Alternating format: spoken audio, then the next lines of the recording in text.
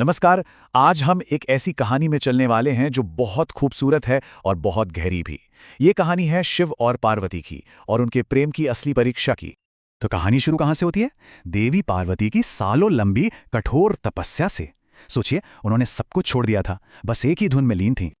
तो चलिए इस कहानी के पहले हिस्से में चलते हैं, कठोर तपस्या का संकल्प। और सुनिए, ये सिर्फ कोई आम तपस्या नहीं थी, बिल्कुल नहीं। ये तो एक अटूट इरादा था, एक जुनून था। लेकिन वो इरादा क्या था? सिर्फ और सिर्फ एक, महादेव का दिल जीतना। उनकी सारी की सारी साधना, उनकी तपस्या बस इसी एक चाहत के लिए थी। पर पार्वती के इस अटूट संकल्प की सबसे बड़ी, सबसे मुश्किल परीक्षा तो अभी आनी थी, और वो पल था उनकी परीक्षा का क्षण। तो हुआ ये कि जब पार्वती अपनी तपस्या में एकदम लीन थी ना, तभी अचानक उनके सामने एक बूढ़े ब्राह्मण प्रकट हुए। पर ठहरिए, वो कोई आम ब्राह्मण नहीं थे, नहीं, वो तो भेष बदले हुए खुद शिव थे। अपने ही भक्त की परीक्षा लेने आए थे। अब उस ब्राह्मण ने क्या किया? उन्होंने पार्वती के विश्वास को हिलाने की पूरी कोशिश की। दुनिया के जितने तर्क हो सकते थे सब सामने रख दिए। कहने लगे, बेटी क्यों उस औघड़ को चाहती हो? औघड़ मतलब एक ऐसा योगी जो समाज के किसी नियम, किसी बंधन को नहीं मानता। फिर कहा, अरे वो तो भस्म लपेटता है, न उसका घर है न कोई धन दौलत।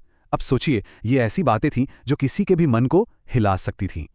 लेकिन पार्वती का जवाब इन सब दुनियावी तर्कों से कहीं कहीं ज्यादा गहरा था। और पता है, यहीं से कहानी का सबसे जरूरी हिस्सा शुरू होता है, स्वीकार का सत्य। ब्राह्मण की इतनी सारी बातें सुनकर पार्वती ना तो घबराई, ना ही उन्हें गुस्सा आया, बिल्कुल नहीं। उन्होंने बस एक शांत सी मुस्कान दी, और उसी हल्की सी मुस्कान में उनका पूरा जवाब छिपा हुआ था। और फिर उन्होंने कहा, आप उन्हें नहीं जानते। वो बाहर से भले ही औघड़ दिखते हों, पर भीतर से वो संपूर्ण ब्रह्मांड है। वाह! बस इस एक वाक्य में उन्होंने बाहरी दिखावे और असली सच के बीच का सारा फर्क ही मिटा दिया। तो यहां देखिए, दो नजरिए हैं, बिल्कुल आमने सामने। एक तरफ है ब्राह्मण का नजरिया, जो उन्हें औघड़, भस्मधारी, जिसके पास कुछ नहीं है वैसा देखते हैं। और दूसरी तरफ है पार्वती का नजरिया, जो उन्हें संपूर्ण ब्रह्मांड की तरह देखती हैं। ये चीज कितना साफ दिखाती है ना, कि हम क्या देखते हैं ये इस बात पर निर्भर करता है कि हम कैसे देखते हैं। और फिर पार्वती ने वो बात कही जो इस पूरी कहानी का, इस प्रेम का सार है। उन्होंने कहा, अगर वे ऐसे ही हैं तो मुझे वैसे ही स्वीकार हैं। सोचकर देखिए, यहां बदलने की कोई शर्त नहीं है, कोई मांग नहीं है, बस एक संपूर्ण स्वीकृति।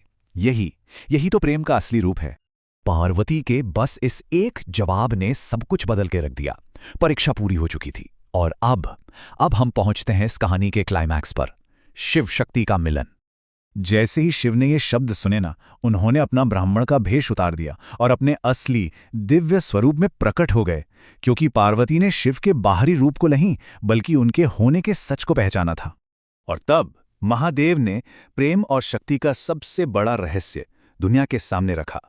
उन्होंने कहा, जिससे मुझे बदलना नहीं बल्कि स्वीकार करना आता है, वही मेरी शक्ति है। इस एक वाक्य से उन्होंने शक्ति की परिभाषा ही बदल दी। शक्ति वो नहीं है जो किसी को बदले, नहीं, शक्ति तो वो है जो किसी को वैसे ही अपना ले जैसे वो है। और बस उसी पल, उसी बिना शर्त की स्वीकृति के पल में शिव और शक्ति का मिलन हुआ। और ये समझना जरूरी है, ये सिर्फ दो शरीरों का मिलन नहीं था, ये तो ब्रह्मांड की दो सबसे बड़ी ऊर्जाओं का एक हो जाना था। तो सवाल यह है कि इस सदियों पुरानी कहानी से हमें आज क्या सीखने को मिलता है? चलिए, इसके अंदर छिपे प्रेम के उस सच्चे संदेश को समझते हैं, जो आज भी उतना ही मायने रखता है। संदेश बिल्कुल साफ है। पहला, सच्चा प्रेम हर परीक्षा में, हर मुश्किल में अडिग रहता है, वो दुनिया के तर्कों से हिलता नहीं। दूसरा, सच्ची मंजिल किसी को बदलने की कोशिश में नहीं है, बल्कि उसे जैसे वो है वैसे ही अपनाने में है। और तीसरा, असली शक्ति, असली पावर इसी बिना शर्त की स्वीकृति में छिपी है। और आखिर में ये कहानी हम सब के लिए एक बहुत गहरा सवाल छोड़ जाती है। एक ऐसा सवाल जो सोचने पर मजबूर करता है कि क्या सच्चा प्रेम किसी को बदलने की कोशिश करता है, या फिर बस जैसा वो है वैसा ही स्वीकार कर लेता है।